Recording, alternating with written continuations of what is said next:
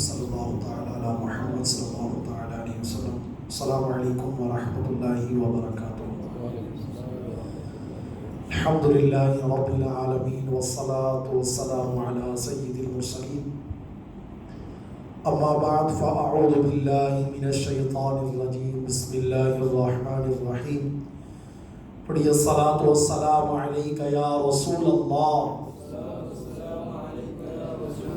وعلی آلک واصحابک یا حبیب اللہ۔ الصلاۃ والسلام علیک یا نبی اللہ وعلی آلک واصحابک یا نور اللہ۔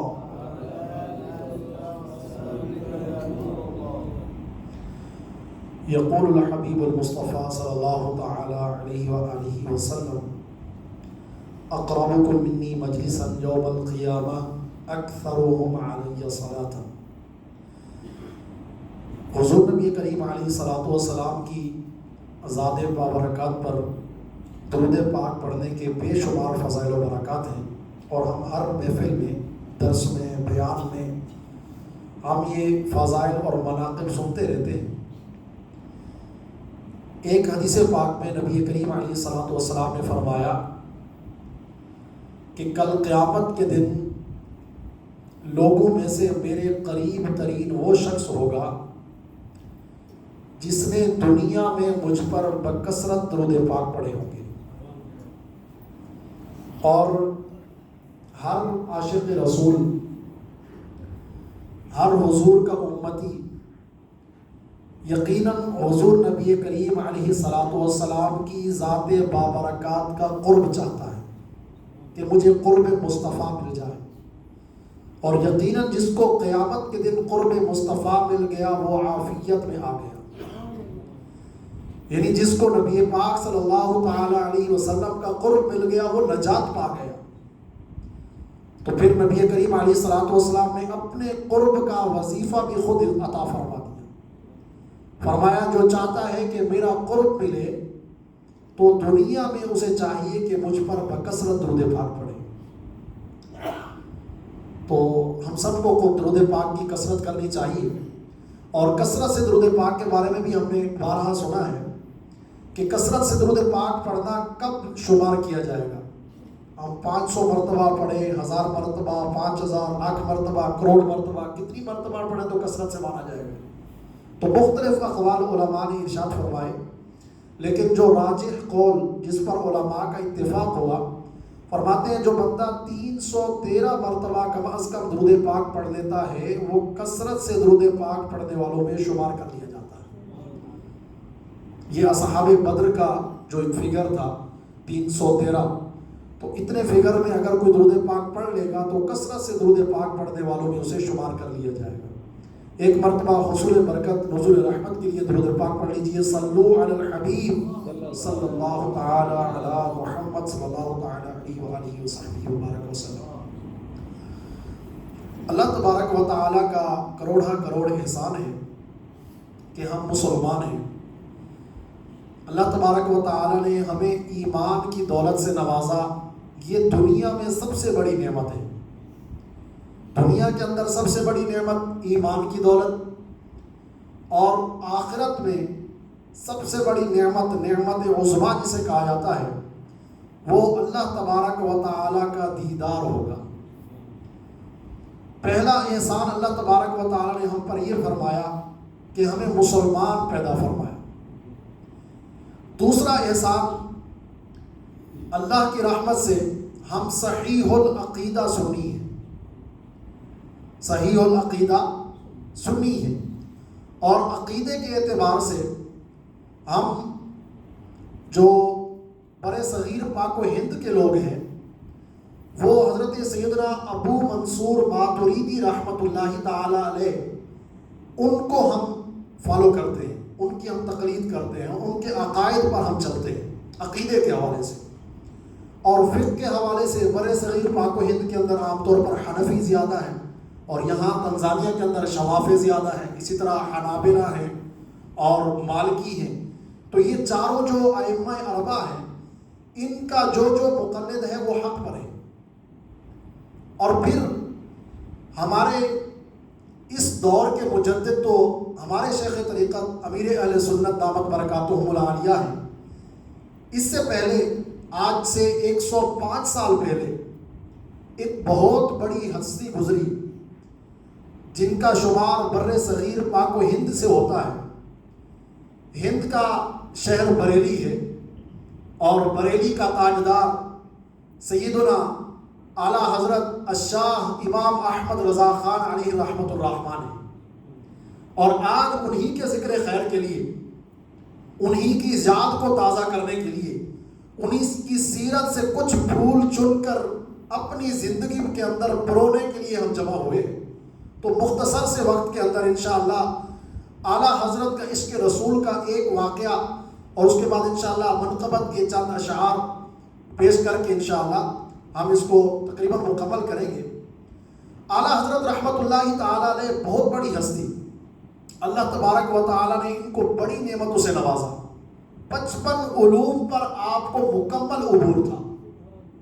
55 علوم، 55 علوم پر مختلف علوم، ریاضیات، فلکیات، علم نجوم، سائنس، جغرافیہ، اور یہ جو ہمارے علم صرف، نحو، فقہ، اصول حدیث اور فقہ، اصول فقہ، یعنی جتنے بھی علوم ہیں 55 علوم پر آپ رحمت اللہ تعالی علیہ کو مکمل عبور حاصل تھا. آپ جس بھی فن پر گفتگو فرماتے کمال کر دیتے. اور آپ کی کتب، آپ کی تصانیف، آپ کی تالیف، جو آپ نے کتابیں تالیف فرمائی، ان کے بارے میں آتا ہے کہ وہ 1000 سے زیادہ ہے. اور آپ کا ایک شاہکار جو تصنیف ہے وہ اعلیٰ حضرت کا فتاوی رضویہ شریف ہے. آج اس دور کے اندر اعلیٰ حضرت کا یہ فتاوی رضویہ شریف کم از کم 33 جلد کے اندر، یہ یعنی 33 جلدوں کے اندر موجود ہے. اس میں کم و بیش 6 سے 7 بلکہ 8000 فتاوی جات موجود ہیں. اور اعلیٰ حضرت کی شان دیکھیے کہ اعلیٰ حضرت کا ایک فتاوی ہے جس کا نام ہے فتاوی افریقہ. فتاوی افریقہ، چونکہ ہم افریقہ میں بیٹھے ہیں تو اعلیٰ حضرت رحمت اللہ تعالی علیہ کی شان دیکھیے کہ آپ ہند میں ہیں اور افریقہ سے علماء کرام اور عوام الناس جن کو مسائل درپیش آتے، وہ اعلیٰ حضرت رحمت اللہ تعالی علیہ سے سوالات بھیجتے. اب وہ کیا ذریعہ ہوتا تھا؟ اب تو یہاں بیٹھے ہیں، ایک کلک کریں واٹس ایپ کے ذریعے سے اور کئی ذرائع سے ہم سوال بھیج بھی سکتے ہیں، اس کا جواب بھی لے سکتے ہیں. لیکن اس دور کے اندر 105 سال پہلے اتنا فاسٹ دور نہیں تھا، اتنا فاسٹ جو ہے وہ کمیونیکیشن کا سسٹم نہیں تھا. لیکن اعلیٰ حضرت رحمت اللہ تعالی علیہ سے سینکڑوں سوالات کیے گئے افریقہ سے، اور آپ رحمت اللہ تعالی علیہ نے ان کے مدلل اور محقق اور مدقق جواب دے کر ان کو باقاعدہ کتاب کے اندر بند فرمایا، جس کتاب کا نام فتاوی افریقہ ہے. تو یہ اعلیٰ حضرت رحمت اللہ تعالی علیہ کو شان اللہ تبارک و تعالی نے عطا فرمائی. یقیناً ہم آپ کی شان کو بیان کرتے جائیں، ان کی ذات سے متعلق ہم اگر گفتگو کریں تو یقیناً ایک بہت بڑا لمبا ایک پیریڈ لینا پڑے گا ہمیں. اعلیٰ حضرت رحمت اللہ تعالی علیہ کا عشق رسول، اعلیٰ حضرت رحمت اللہ تعالی علیہ نے اللہ اور رسول عز و جل و صلی اللہ تعالی علیہ وسلم کی محبت کو ایک شعر کے اندر عطا فرمایا کہ خدا ایک پر ہو تو ایک پر محمد، خدا ایک پر ہو تو ایک پر محمد، اگر قلب اپنا دو پارا کرو میں. اعلیٰ حضرت رحمت اللہ تعالی نے فرمایا کہ اگر میرا عشق رسول، اللہ تبارک و تعالیٰ کی فرما برداری اور اس کے محبوب صلی اللہ تعالی علیہ وسلم کی محبت دیکھنی ہے، تحدیث نعمت کے طور پر ارشاد فرما رہے ہیں، اگر میری محبت کو دیکھنا ہے میرا دل نکالو، دل نکال کے اس کے 2 ٹکڑے کرو، تو ایک پر لا الہ الا اللہ پاؤ گے، دوسرے پر محمد الرسول اللہ پاؤ گے. تو یہ اعلیٰ حضرت رحمت اللہ تعالی علیہ کا عشق رسول تھا. اور ابھی پچھلے دنوں ہی تحفظ ختم نبوت کے حوالے سے ہمارا دن گزرا، 7 ستمبر، جس کو ہم سنی حضرات الحمدللہ تحفظ ناموس رسالت کے طور پر، تحفظ ختم نبوت کے طور پر مناتے ہیں. تو اعلیٰ حضرت رحمت اللہ تعالی علیہ سے بھی اسی طرح کا ایک سوال ہوا. مگر اس سے بھی اور باریک بینی سے سوال ہوا. ایک تو سوال یہ ہے کہ کیا حضور نبی کریم علیہ الصلوۃ والسلام کے بعد کوئی نبی آ سکتا ہے؟ اب یہ اس سوال کا جواب بالکل ایزی ہے. ہر عاشق رسول، ہر صحیح العقیدہ سنی مسلمان، ہر مسلمان بلکہ صحیح العقیدہ تو ہونا ہی ہونا ہے، لیکن جو مسلمان ہوگا کم از کم وہ یہ ضرور کہے گا کہ حضور علیہ الصلوۃ والسلام کے بعد اور کوئی نبی نہیں آ سکتا. کیونکہ حضور علیہ الصلوۃ والسلام نے فرمایا نا، لو کان بعدی نبیا لکان عمر وانا خاتم النبیین لا نبی بعدی. حضور نے فرمایا اگر میرے بعد کوئی نبی ہوتا تو وہ عمر ہوتا، لیکن میرے بعد میں خاتم النبیون ہوں، خاتم النبیین ہوں، اور میرے بعد کوئی نبی نہیں آنا. تو جب حضور نے فرما دیا کہ میں خاتم النبیین ہوں، تو آج اس دور کے اندر کوئی اگر یہ دعویٰ کرتا ہے کہ میں نبی ہوں تو یقیناً وہ جھوٹا ہے. کیونکہ اس کی بھی حضور علیہ الصلوۃ والسلام نے اپنی زندگی مبارک کے اندر فرما دیا تھا کہ 30 کذاب آئیں گے جو نبوت کا جھوٹا دعویٰ کریں گے. حضور کے ظاہری وصال کے بعد مسیلمہ کذاب نے وہ کیا، اسود عنسی نے کیا، اسی طرح درجہ بر درجہ دیکھتے ہیں جو بہت سارے نے یہ کیا. اور اعلیٰ حضرت کے دور کے اندر جس قادیانی نے، جس کا نام غلام احمد قادیانی کے نام سے وہ مشہور تھا، اس نے جھوٹی نبوت کا دعویٰ کیا. تو اعلیٰ حضرت رحمۃ اللہ تعالیٰ علیہ نے بھی اور دیگر علماء کرام نے ان کو جھوٹ ثابت فرما کے باقاعدہ قانون اور آئین کے اندر ان کو غیر مسلم قرار دلوایا. وہ 7 ستمبر کا دن تھا. لیکن اعلیٰ حضرت رحمۃ اللہ تعالیٰ علیہ سے کیسا سوال ہوا؟ ایک بندہ اس نے سوال کیا کہ اے احمد رضا، آپ یہ بتاؤ کہ کیا دنیا میں کوئی دوسرا محمد بھی پیدا ہو سکتا ہے؟ ایک تو ہے نا کہ کوئی نبی آنا. اعلیٰ حضرت سے سوال ہوا کہ کیا دنیا میں کوئی دوسرا محمد پیدا ہو سکتا ہے؟ تو آپ رحمت اللہ تعالی علیہ نے اس کا سوال سنا بڑا منفرد قسم کا اس نے سوال کیا.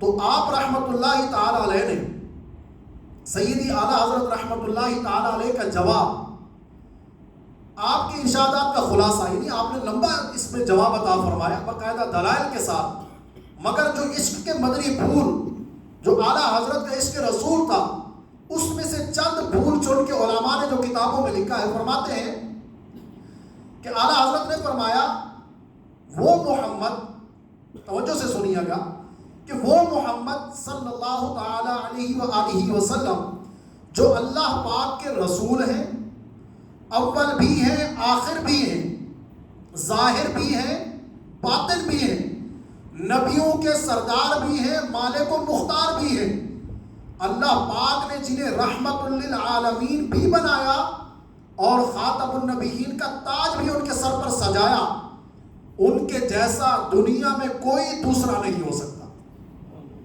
ان کے جیسا دنیا کے اندر کوئی دوسرا نہیں ہو سکتا. یہ دیکھیں 4-5 قسم کے آپ نے حضور علیہ الصلوۃ والسلام کے اوصاف گنوائے کہ آپ اول بھی ہیں، آخر بھی ہیں، یہ احادیث مبارکہ سے ثابت ہے. آپ ظاہر بھی ہیں، آپ باطن بھی ہیں، یہ بھی احادیث مبارکہ سے ثابت ہے. فرمایا نبیوں کے سردار بھی ہیں، مالک و مختار بھی ہیں. نبیوں کے سردار ہیں، معراج کی رات حضور علیہ الصلوۃ والسلام نے سارے نبیوں کی امامت فرمائی، تو جو آگے ہوتا ہے یقیناً وہ سردار ہوتا ہے. اور مالک و مختار بھی ہے کہ وہ ہے نا کہ حضور علیہ السلام نے خود فرمایا کہ انا قاسم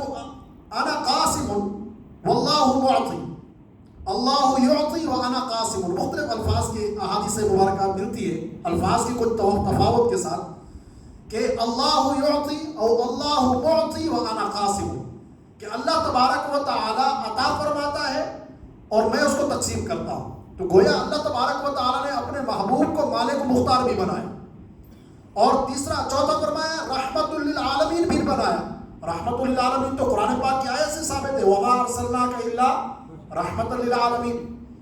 اور فرمایا خاتم النبیین بھی بنایا، یہ بھی قرآن سے ثابت ہے، ما کان محمد ابا احد من رجالکم ولکن رسول اللہ وخاتم النبیین وکان اللہ بکل شیء علیما.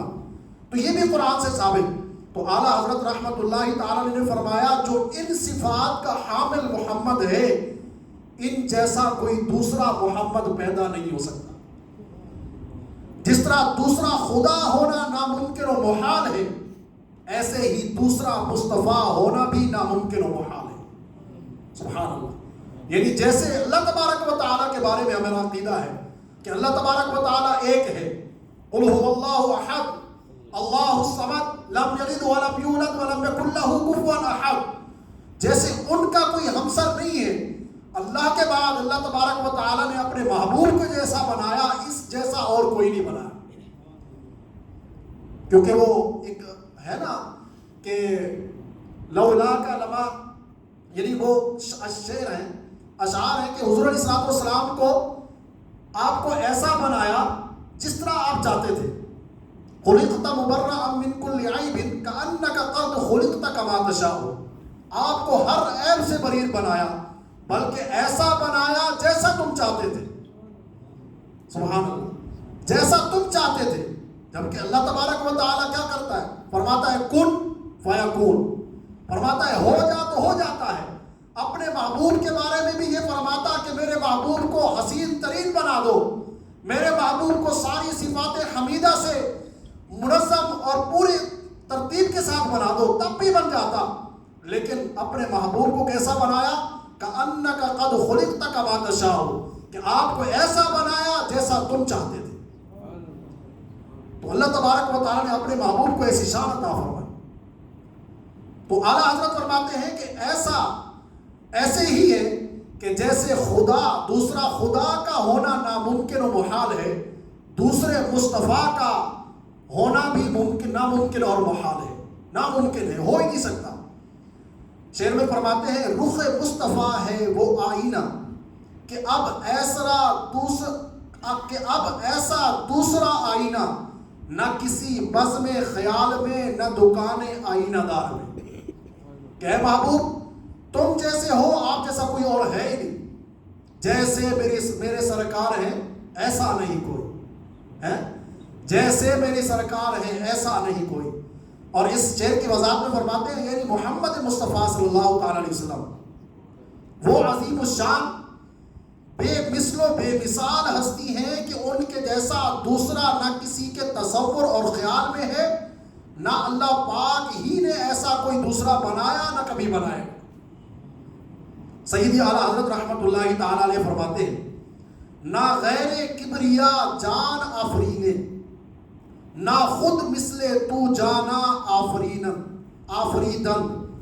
یا رسول اللہ صلی اللہ علیہ وسلم اے جانا اللہ پاک کے سوا کوئی بھی جان پیدا نہیں کر سکتا, اور اللہ پاک وہ ہے کہ اس نے آپ کے جیسا کوئی پیدا کیا ہی نہیں ہے. سبحان اللہ. اے عاشقان آخری نبی, یہ تو اعلیٰ حضرت کا جواب تھا. یہ تو اعلیٰ حضرت کا جواب تھا نا کہ سوال کیا گیا کہ کیا محمد جیسا حضور علیہ السلام کو پسند پیدا فرمایا کیا دوسرا محمد پیدا ہو سکتا ہے. یہاں تک تو تھا اعلیٰ حضرت کا جواب. اب آئیے ان کے جواب کا. جب کوئی دعویٰ کیا جاتا ہے تو اس کی دلیل دی جاتی ہے. جب بھی کوئی دعویٰ کیا جاتا ہے تو اس کی دلیل دینا ضروری ہوتا ہے کہ یہ کام نہیں ہوگا. کیوں نہیں ہوگا بھائی؟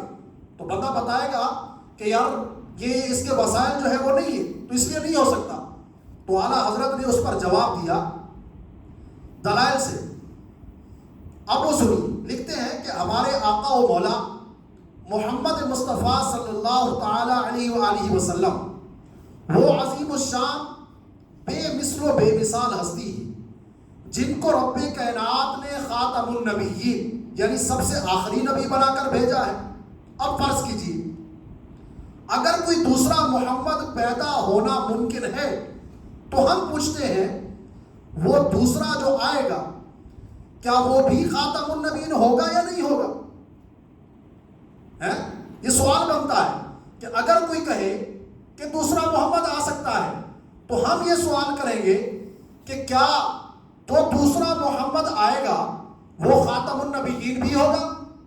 تو اگر جواب نہ میں ہے تو اس کا مطلب ہے وہ جو دوسرا آ رہا ہے وہ اس محمد جیسا نہیں ہے جو خاتم النبیین ہے.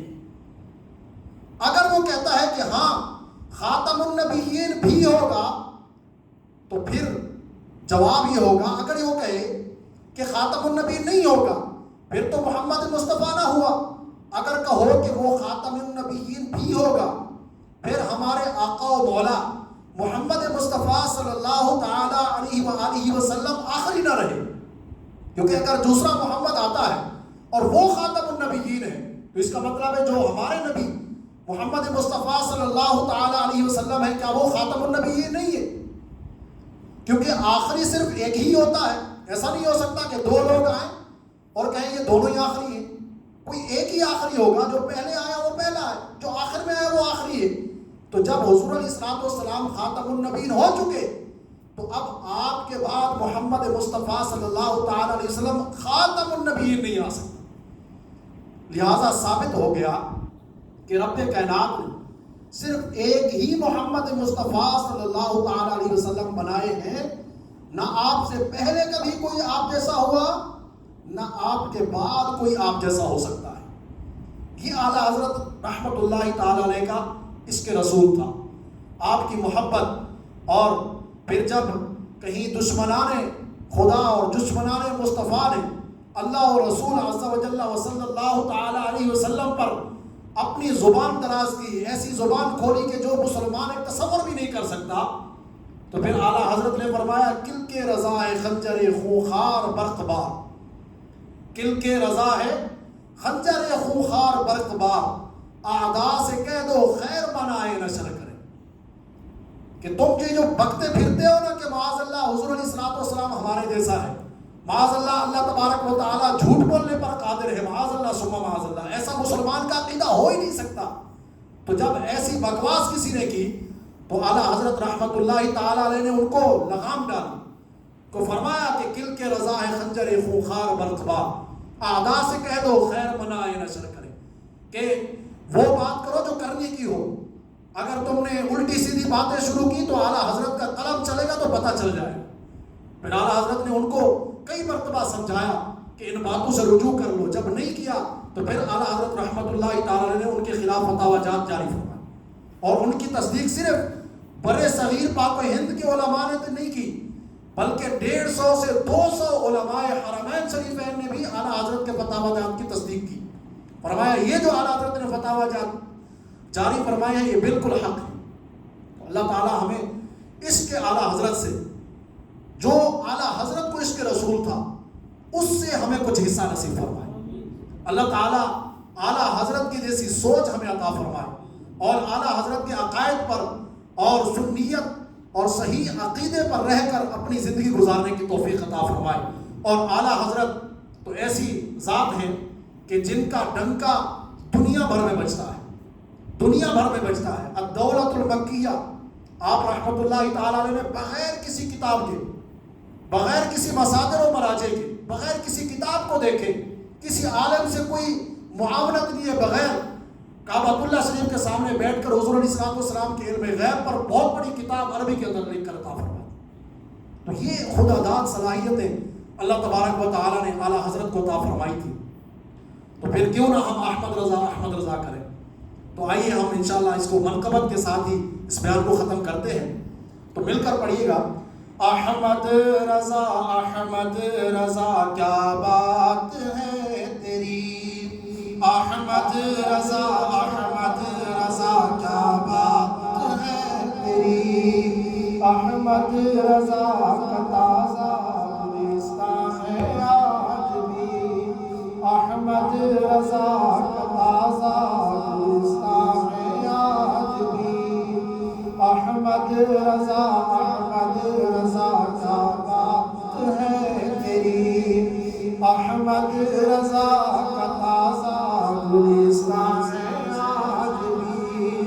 تم کیا گئے کہ رونق محفل چلی گئی، تم کیا گئے کہ رونق محفل چلی گئی، تم کیا گئے کہ رونق محفل چلی گئی. شعر و ادب کی زلفیں پریشان ہیں آج بھی، شعر و ادب کی زلفیں پریشان ہے آج بھی، کس طرح اتنے علم کے دریا بہا دیے، کس طرح اتنے علم کے دریا بہا دیے، کس طرح اتنے علم کے دریا بہا دیے۔ علماء حق کی عقل تو حیران ہے آج بھی، احمد رضا کیا بات ہے تیری۔ آمین بجاہ نبی صلی اللہ علیہ وسلم۔ صلو علی